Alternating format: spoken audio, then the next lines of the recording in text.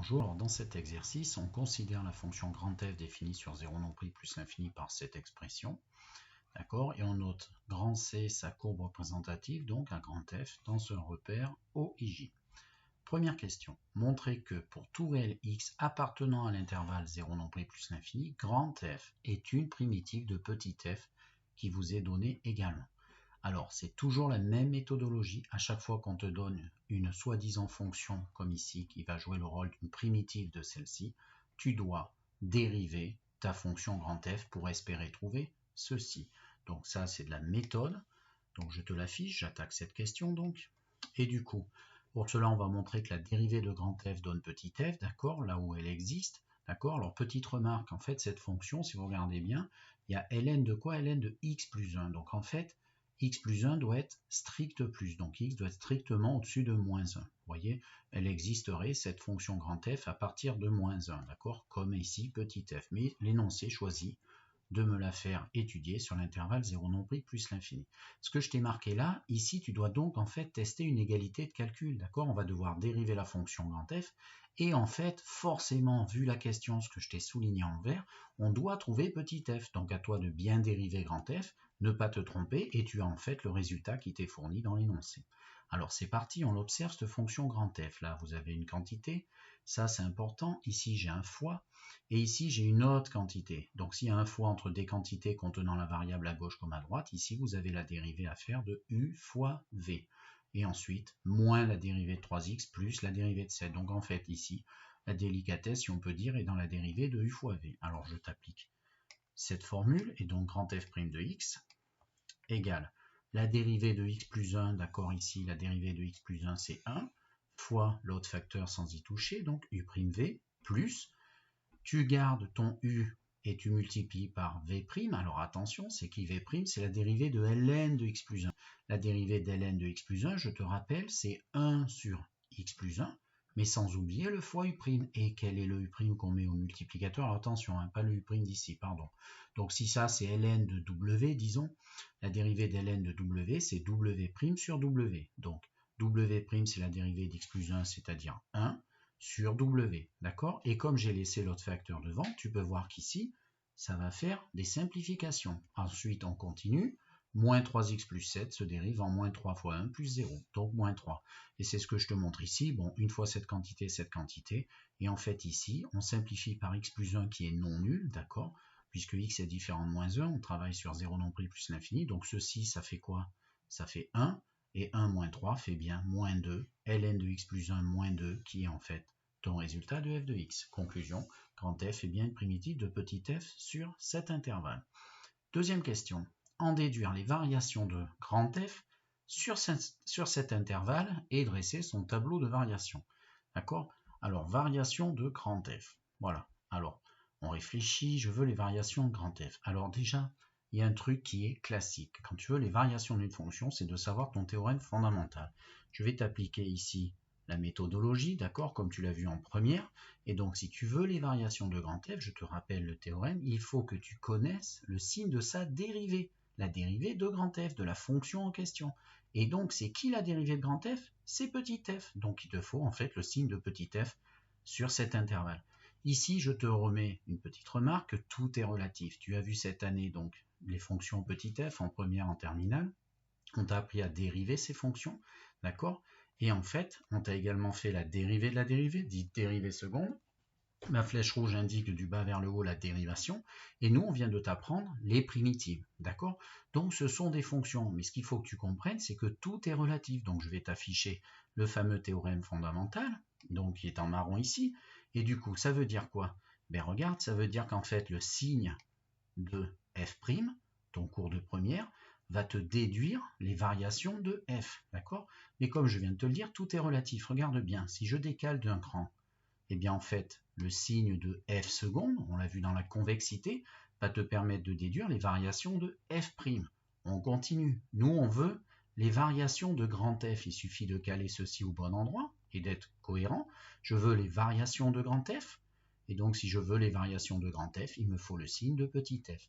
Donc, c'est parti, on va chercher le signe de petit f, c'est-à-dire le signe, en fait, de cette expression. Alors, je te rappelle la méthode. Quand tu cherches le signe d'une expression classique avec des ln ou des exponentielles, eh bien, qu'est-ce qu'on va faire? On va chercher où est-ce qu'elle s'annule, d'accord, cette expression, et après, on va chercher quand est-ce qu'elle est plus grande que 0 ou plus petite que 0, bref, trouver son signe par rapport à le choix que tu as fait, c'est-à-dire quand est-ce qu'elle est plus, quand est-ce qu'elle est moins, ce qui va permettre de compléter le tableau de signes. Alors, je t'affiche la première partie, on va résoudre une équation, d'accord, et du coup, on va chercher quand est-ce que la dérivée de grand F, la fonction dont je veux l'évaluation, s'annule. Dérivée de grand F fait 0, c'est chercher quand est-ce que la fonction f fait 0. Quand est-ce que ceci fait 0, c'est une soustraction, ou alors tu mets du même côté égal à 0, c'est quand ln de x plus 1 vaut 2. Quand est-ce que ln de x plus 1 vaut 2? Bon, alors là, je te propose une première possibilité, je mets des ln de chaque côté. Donc ln de x plus 1, je le maintiens à gauche, mais 2, c'est un ln d'exponentielle 2. Et ensuite, si deux ln sont égaux, d'accord, comme la fonction ln est stricte croissante, ça veut dire que forcément le x plus 1 doit être égal au exponentielle 2. Et du coup, x plus 1 est égal à exponentielle 2, ça induit que x fait exponentielle 2 moins 1. Voilà pour la résolution de quand est-ce que ta dérivée de grand F s'annule. D'accord? C'est pour x égale exponentielle 2 moins 1. Maintenant, deuxième partie. Alors, je t'affiche la deuxième partie qui est cette fois-ci chercher quand est-ce qu'elle est soit plus, soit moins. Donc, deuxième partie. Quand est-ce que ma dérivée de grand F va donner plus grand que 0? Eh bien, comme la dérivée de grand F c'est petit f, quand f de x est supérieur à 0. Quand ln de x plus 1 dépasse 2. Et puis là, tu vois, j'ai fait autrement. Tu fais comme tu veux, sois cohérent. J'ai calculé l'exponentielle de gauche. Donc l'exponentielle de ce ln de x plus 1 donne x plus 1. Ça se simplifie, fonction réciproque, exponentielle ln. Et je calcule l'exponentielle de 2, donc exponentielle de 2. En fait, tu retrouves la même chose qu'ici. Sois d'accord, j'ai choisi une autre méthode, à toi de voir dans quel type d'élève tu es. Tu fais ce que tu veux du moment que tu es cohérent. Ensuite, pourquoi j'ai fait ce classement d'ordre maintenu? Parce que la fonction exponentielle est strictement croissante sur R, donc ici, à partir de 0. Et donc, l'ordre est maintenu. Et si x plus 1 est plus grand qu'exponentielle 2, ça veut dire que x doit être plus grand strictement qu'exponentielle 2 moins 1.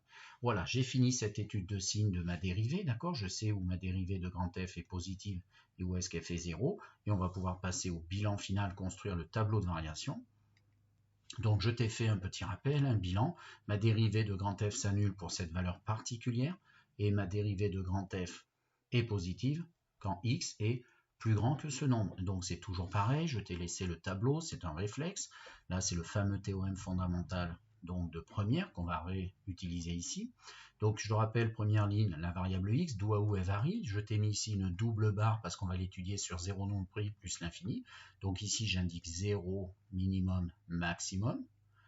Et ensuite je mets les valeurs particulières qui annulent ma dérivée ou d'autres valeurs interdites. Mais ici il n'y en a qu'une qui annule ma dérivée, c'est exponentielle de moins 1. D'accord? Donc tu calcules ça, tu verras. Voilà, exponentielle de moins 1, donc je signale qu'ici ça annule ma dérivée, tu vois. En fait, je te rappelle, hein, quand on a étudié les fonctions, je viens de te faire ici f' égale 0 pour x égale ça. Je viens de traduire ceci, cette recherche. Maintenant, ma dérivée est supérieure à 0, en gros il y a des plus, lorsque x est plus grand que ce nombre. Lorsque x est plus grand que ce nombre, c'est-à-dire qu'il est ici, ma dérivée, elle est plus. Donc ici, je mets un plus. Et si ma dérivée est plus ici, elle est moins ici. Déduction, les variations. Ma fonction ici est décroissante. Et ici, elle va être croissante, ma fonction grand F qui était une primitive. Alors, on m'a demandé le tableau de variation. Je ne vais pas te faire les limites spécialement. D'accord? On pourrait le faire. Alors, on peut vite revenir pour les faire à l'oral. Je ne vais pas les traiter ici dans cette question. Je ne suis pas sûr que ce soit pertinent de le faire, mais on peut vite le faire. Donc, limite en 0 et en plus l'infini de grand F. Donc, on peut vite regarder ça au laser, mais je ne vais pas te les corriger. Donc, en plus l'infini, si tu regardes bien, ceci va vers plus l'infini, ceci va vers plus l'infini. On compose par ln, ça fait plus l'infini se multipliant, ceci va aller vers plus l'infini. Et on enlève moins 3 fois plus l'infini, donc moins l'infini. Et donc, on a une fi, d'accord? Donc ici, qu'est-ce qu'on ferait? On peut factoriser le terme dominant, qui sera peut-être moins 3x, à toi de voir. Donc, tu peux factoriser et après bricoler, retrouver, élever cette fi. Tu vas peut-être avoir des croissances comparées. Ensuite, si on cherchait en 0+, chercher ici en 0+, ça fait ln de 1, donc 0, et puis là, 1, 1, donc ça fait 0. 0, 7. Bon, ça pose pas de problème, ça va tendre vers 7. Voilà. Donc du coup, je te laisse faire ces questions tout seul. Si tu penses que tu as des soucis, tu cherches un petit peu plus. Et donc ça donne quoi? Eh bien, ça donne que c'est fini. On va aller calculer maintenant la question numéro 3, calculer le coefficient directeur de la tangente à la courbe de C au point d'abscisse 0. Alors, on veut le coefficient directeur d'une tangente. Ça me rappelle quelque chose, ça doit te rappeler quelque chose.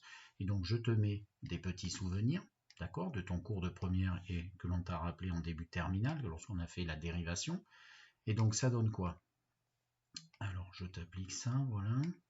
Ça donne quoi? Eh bien, petit souvenir, je te rappelle que dans un repère, si tu as la courbe d'une fonction, toi on t'a habitué avec petit f, tu as en petit a une tangente qui est dessinée, la tangente, eh bien son coefficient directeur est tout simplement donné par son nombre dérivé, c'est-à-dire f' de petit a étant l'endroit où tu cherches la soi-disant tangente et son coefficient directeur, et f', le nombre dérivé, c'est-à-dire la valeur de la dérivée de ta fonction, calculée en a. Donc ici, il suffit de s'adapter.